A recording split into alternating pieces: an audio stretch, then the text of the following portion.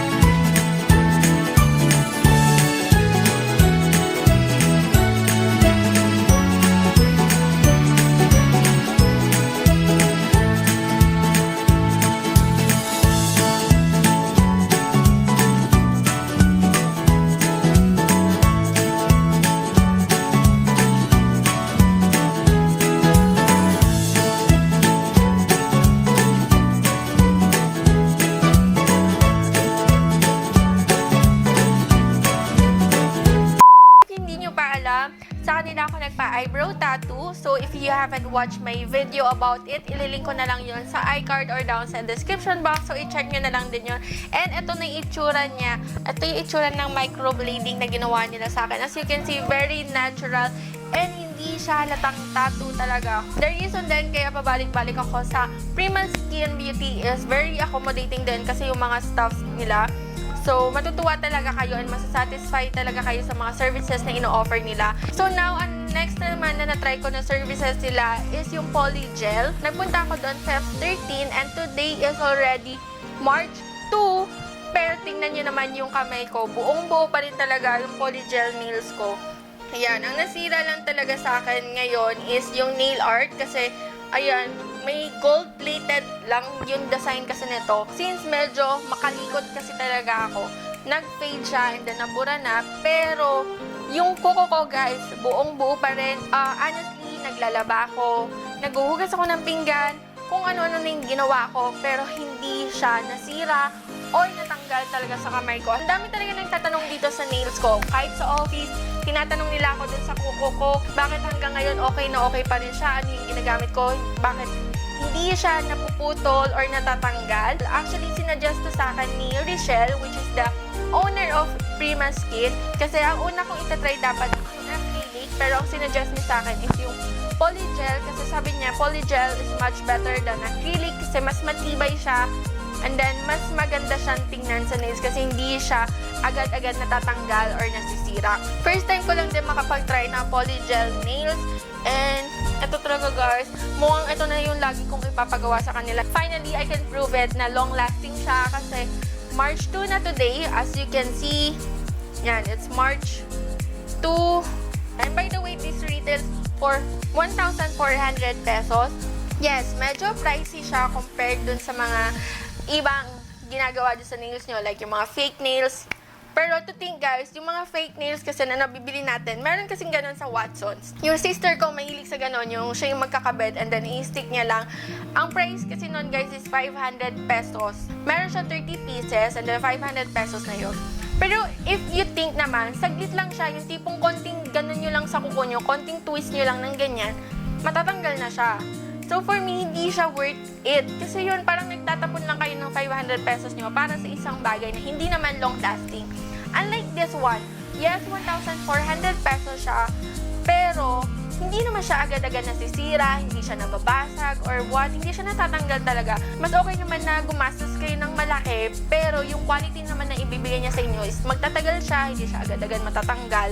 Worth it, diba? Parang nag-i-invest lang din kayo. Mag-invest kayo sa tamang bagay. Huwag kayo yung tipong, ito kasi yung mura eh, so ito na lang yung bibilin ko. Yun, hindi ko masasuggest talaga sa inyo yung fake nails. If mahilig kayo sa mga fake nails, ito na lang yung gamitin nyo. Hindi ko to sinasabi kasi sponsored siya. The reason kaya ko to sinasuggest sa inyo kasi kung gagastos na rin naman kayo, gumastos na kayo ng tama. Kumaga, konti na lang naman yung idadagdag nyo, pero yung ibibigay naman sa inyo na quality is sobrang ganda pa compared dun sa gusto nyong gawin or gusto nyong paggastusan. So, yun lang naman sa akin. Pero ito, suggestions lang to. Hindi ko naman kayo pinipilit na ito na yung gamitin nyo or itry nyo talaga sa nails nyo. And then, by the way, may surprise din ako. I'll be choosing one lucky subscriber na makakapag-try ng polygel nails. The downside lang dito sa giveaway natin is selected lang yung makakasali. Kasi, isa lang yung branch ng Prima Skin Beauty which is located in kilometer 17 Alabang Zapote Road. So, limited lang talaga yung makakasali dito. Pero open naman to all. Kung kayo, willing kayo na pumunta dun sa branch nila, pwede kayong sumali. So again, thank you so much Prima Skin Beauty for letting me try your services. Sobrang natutuwa talaga ako and sobrang nasasatisfy talaga ako sa mga services na ino-offer nyo. Guys, if katulad ko kayo na mahilig magpaganda and gusto matry itong mga bagay na to, go and check Prima Skin Beauty. Lahat ng details nila is ilalagay ko sa description box. So, i-check nyo na lang din yun. So, that's it for today's video. Thank you guys for watching and I hope nag-enjoy kayo. And if you do, don't forget to give this video a thumbs up. And of course, kung bago lang kayo sa channel ko, mag-subscribe na rin kayo and i-click nyo na rin yung bell button besides it para sa ganun, ma-notify kayo every time na may bago akong upload. And kung may comments pa kayo, suggestions, or questions, just comment down below in the comment box. And I'll see you guys again next time. Bye!